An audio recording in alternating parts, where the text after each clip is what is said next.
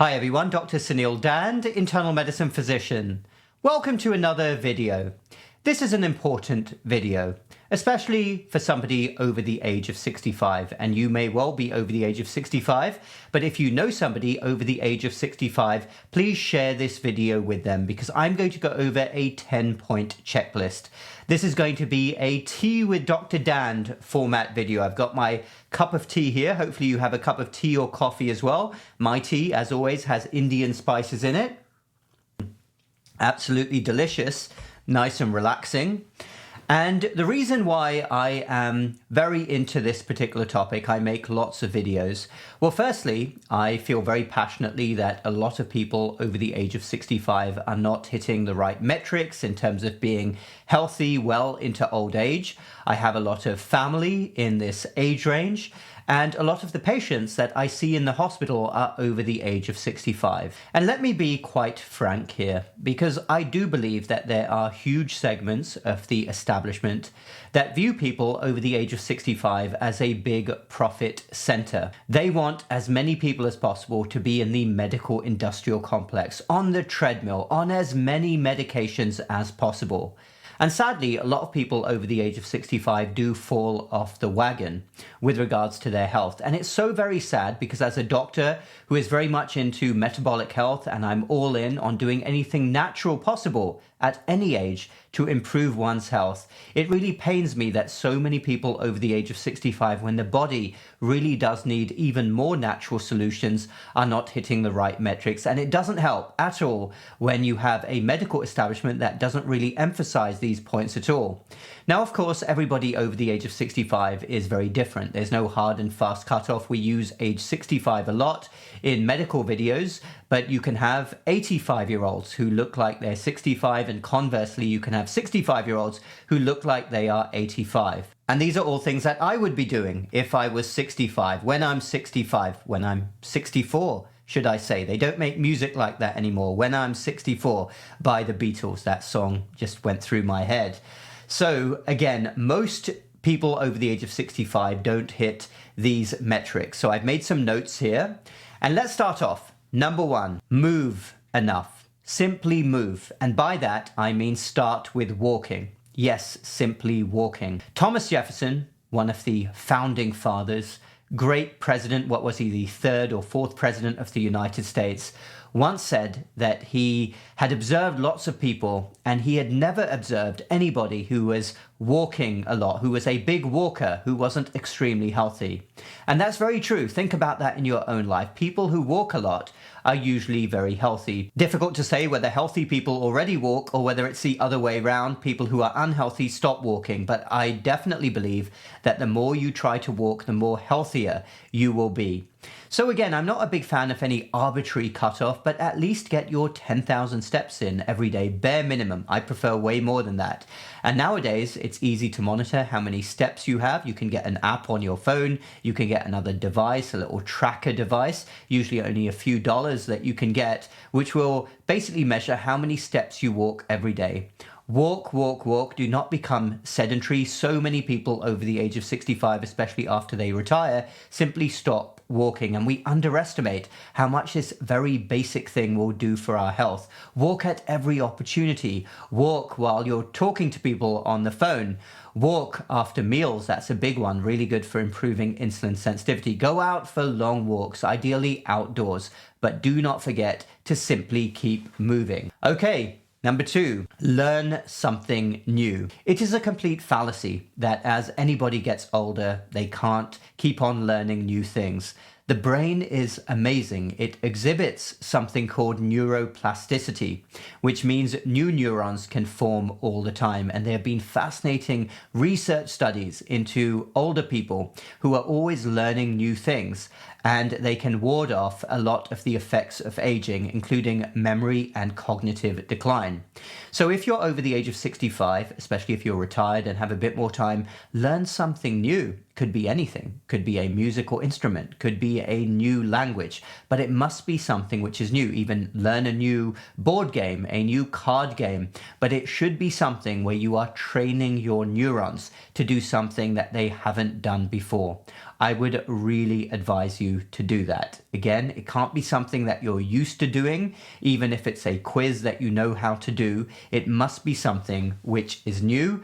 You can experience the amazing effects of neuroplasticity at any age. So there we go. Number 2, learn something new. Number 3, protein intake. I've talked about this a lot, and it pains me that so many of our older citizens are not getting enough protein. Go for the wholesome, natural sources of protein, whether it's eggs, that's a favorite of mine, dairy, fish, meat, whatever your preference is for how you get protein, have it as natural as possible. Do not go for those artificial fake protein drinks. A lot of them are loaded up with sugars and other toxic processed junk.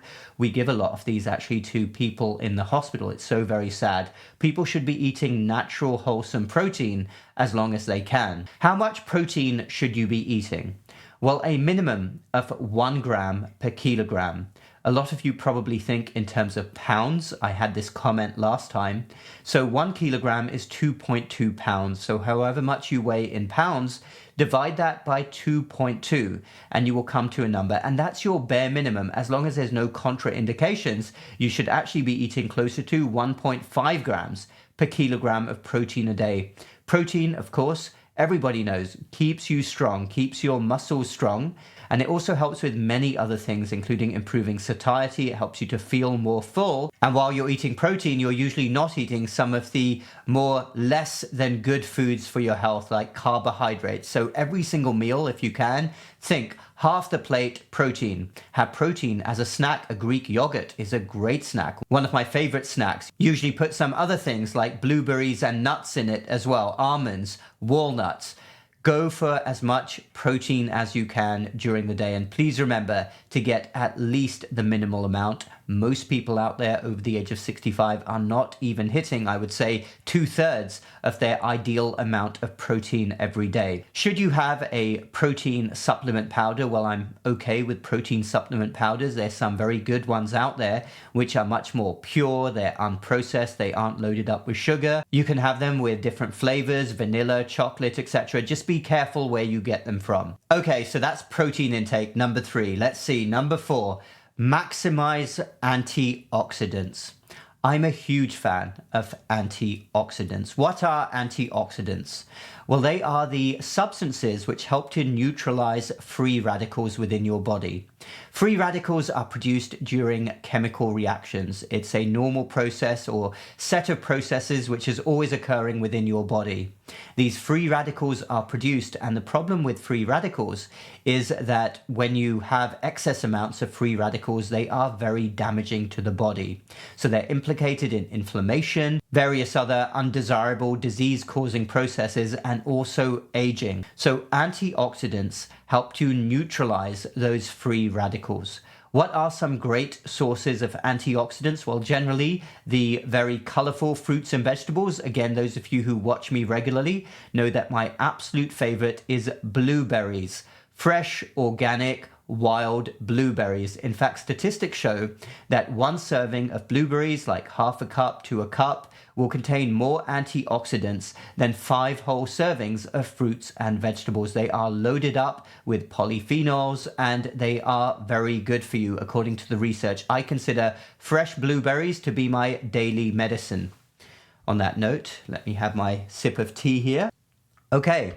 So where else can you get your antioxidants from? Well, other colorful vegetables and fruits. Bell peppers are great. I'm a huge fan of peppers. Did you know that 1 bell pepper can contain more vitamin C, 3 times more vitamin C than an orange?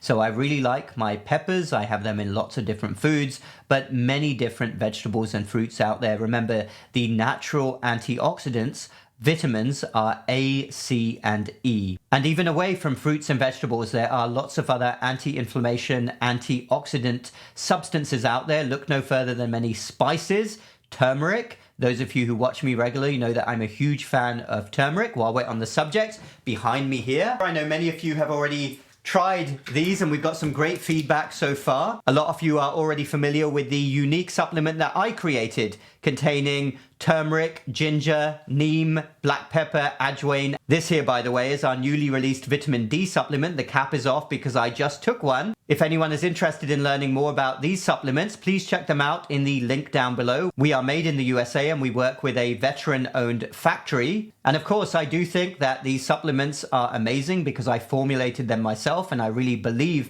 in the power of natural supplements. I have for a long time. I've got my family and friends on them.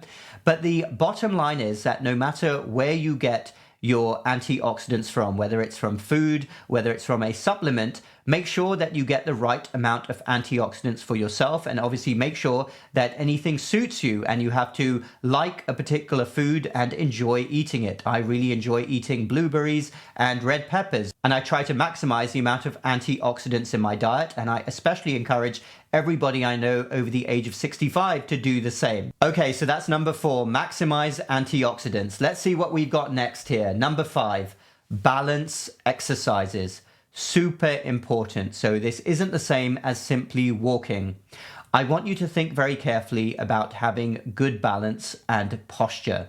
There's lots of different exercises you can do. A lot of them will involve standing on one leg, walking in a certain way, doing other postural exercises to maintain good gait with each passing year to reduce your chances of falling. Really important. Somebody who's 65 years old may not think that this is as important as somebody who's in their 70s or 80s, but it's good to train your body, strengthen all of the right muscles so that you maintain a really good gait. Okay, so number 5, we're done. Balance exercises. Number 6, social connections. There are some people that are more socially inclined than others. Of course, that's always the case. Some people are more extroverted, others are more introverted. But most humans out there are social beings and do crave social connection. Super important to not isolate yourself above the age of 65. And of course, you want to be with good company. You don't want to be around people that you don't like, who irritate or annoy you or cause you anxiety. Find a good group of people to be with. It could be family, it could be friends. And nowadays, online, it's really easy to connect with people with similar interests. So keep thinking about that. Most people out there do need good social connections. Okay, what's next here? Number 7, strength training. I've made videos about this. I'm not talking about being a bodybuilder. I'm talking about keeping up your strength in old age with each passing year, making sure that you can counteract some of that natural decline in muscle mass. So even if you're using light dumbbells, I recently bought some very close family members of mine some light dumbbells. It could only be 2 pounds, 4 pounds, 5 pounds. Start very light and do regular exercises. Alternate your upper with your lower body. This is a subject close to my heart because as well as being a doctor, I'm also a certified personal trainer. So go very slow at first if you're not used to this. Make sure you exercise all of the major muscle groups. I'm a big fan of doing alternate days, upper and lower body days. And on the lower body days, do your core muscles as well. Those are your muscles around your pelvis and your lower back. So there's lots of different exercises that you can do. With the upper body, you can do bicep curls, and then you can do tricep extensions. I'm also a big fan of doing opposing muscle groups one after the other. So start off with 10 bicep curls, and then do 10 tricep extensions, and then go back and forth until you've done 3 sets of each exercise. So 3 sets of 10 bicep curls, 10 tricep extensions, and then you can do other exercises. You can do chest presses, you can do dumbbell rows, you can do forearm exercises. Lots of different exercises to go through, and I'll make another video another time. Then with your lower body, you can do calf extensions, you can do squats, that's a good compound exercise.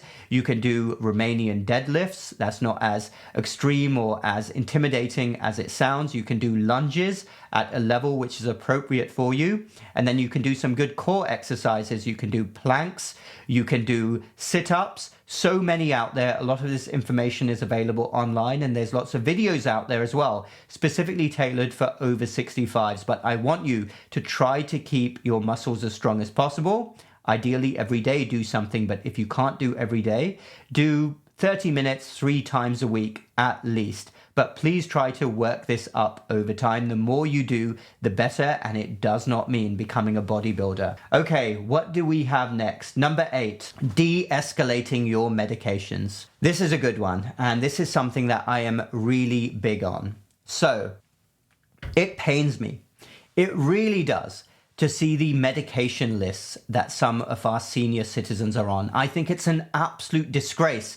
The medical industrial complex, the way that doctors think right now is to pile medicines onto people. And before you know it, somebody's on 3, 4, 5 pills for the same problem, like blood pressure. And what we really need in society is more doctors with my type of mentality, if I do speak for myself, but I really believe we need more de-escalation doctors. The philosophy should be, okay, you're on these medications, and the chances are, if you're over 65, that you are on a prescription. Statistically, I'm very happy if you're not. But I would say so many people out there, I would say the vast majority, are taking one or more medicines that they don't need. And some of the medication lists that I encounter on people who are over the age of 75 are absolutely horrific. Some of them on 20, 30, sometimes 40 medications. I kid you not. Half the medicines are to treat side effects of original medicines. Go figure. It's a ludicrous clown type situation. But I would prefer if everybody over the age of 65 is going into this with the philosophy of, I need to find a good doctor, and my goal is to get off medicines, as many as possible, because as I age, things will happen. Maybe my blood pressure will start to drop, and I won't need so many medicines. Obviously, this needs to be done under medical supervision. But I would really encourage you to hopefully find a good clinician, or at least approach it yourself from a position of, I want to try to get off medicines. I don't want to escalate medicines if it can be helped. Number 9, vitamin D. Okay, I've already talked about my vitamin D supplement. I've taken vitamin D supplements for many, many years, and I made a video last week about this. I believe it actually transformed my life, growing up in a cold part of the world, growing up in southern England, having a naturally darker skin complexion. I would notice that I would feel more run down during the winter. I'm talking about when I was a teenager. And it wasn't until I was in my 20s that I started to read more about vitamin D and how many people were deficient. And I credit vitamin D supplementation with helping me to feel better during the winter and get less cold-like illnesses. It's so important, vitamin D, not only for bones, which most of us know it for, but also for metabolic and immune health. So most people out there do need to take a vitamin D supplement, especially if you live in the northern hemisphere. But of course, if you want to get it naturally, nothing can beat a good amount of sunlight. If you can get that, that is ideal. But I'm frequently shocked by how many people have shockingly low vitamin D levels. I test most people in the hospital. Most of my colleagues, I would say, don't do this, but I always do. And sometimes it's in the single digits. And I'm thinking, this little old lady, my goodness, how weak is that making you, having such a low vitamin D level? So that is checklist item number 9. Okay. I should touch upon how much vitamin D should you take. Some people ask me that question. Well, it really varies according to your own situation. But I would say most people out there, at least 1,000 to 2,000 units a day. In terms of what your level should be, your blood levels of vitamin D, I would aim for an absolute minimum of 30. Some people might think that this is too low and want it to be higher, but that is a bare minimum based on what I've seen. Ideally, it should be higher. Many people are floating around with a vitamin D level much less than 20. And as I said, some people in the single digits. Young people as well, not just people over the age of 65. We are built to be outdoor creatures, and we don't get outdoors anywhere nearly enough. And this becomes more of a problem after 65. Okay, final checklist point. Number 10, understand healthcare. Statistically, somebody who's over the age of 65 is going to start interacting with healthcare much more. Our medical system is an absolute disgrace. It's a joke. In many countries, the United States, United Kingdom, it's so interesting because I kind of lump those two countries together. I obviously practice medicine in the United States, and I have for many years, but you couldn't get two more different systems, and they're horrific for different reasons. They fail so many millions of people out there, but older people interact with healthcare more.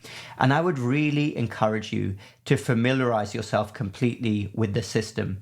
understand the ins and outs, understand the things which will go wrong, talk to as many people as possible who have had experience with healthcare and can share those experiences with you. Because when that time comes where you or a loved one, it could be your spouse, gets hospitalized, you need to know what to do. And I made a video actually over the summer. I had just stepped out of the hospital and made the video on everything that people should watch out for if they're in the hospital, all of the common mistakes that get made. And I'll include a link to that video down below because it's so important and I don't want you to be caught off guard when you interact with healthcare. Understand that the system fails so many people, it may well fail you. But if you are a great advocate and hopefully you have a loved one who is a great advocate, you can avoid some of these mishaps. Okay, so that would be my 10-point checklist for everybody over the age of 65. Please be very careful indeed. And as with anything, you don't have to tick every box, but the more boxes you tick, the more the effects will compound over the time. I know we talk in the world about compounding more in the sense of financials and the power of compounding, but I actually think the power of compounding is greater in health. The more little things you can do, the more they will add up over the time to positive health benefits. And your goal is to be as healthy physically and mentally for as long as possible. And a lot of the time, you can be doing some simple, natural things to stay well. So I hope that video was helpful to you. Please do share it with anyone who may benefit as well. I expect that doctors that you interact with probably don't talk about those things enough because we need a complete revolution in healthcare. Our whole paradigm is completely and utterly broken. It is so focused on putting people through the medical industrial machine. More investigations, more pills, more injections. But what about all those simple common sense things that everybody can do to improve their health? Thanks everyone for watching. Dr. Suneel Dhand. Feel free to leave a comment down below. I enjoy hearing from all of you. Check the links in the description down below for all of the other work I do, my website, and my natural supplements. We've had lots of great feedback so far on my natural supplements, and I did this because I've taken natural supplements for many, many years myself, and why get from somewhere else that I don't trust when I can actually put all the right compounds in them, personally formulate these supplements based on everything I know and what has worked for me personally before. But always do your own research, and remember, nobody knows your own body better than you. Okay everyone, have a great weekend. Hit the like button if you like this video and the subscribe button for more similar videos in the future. We will speak again very soon.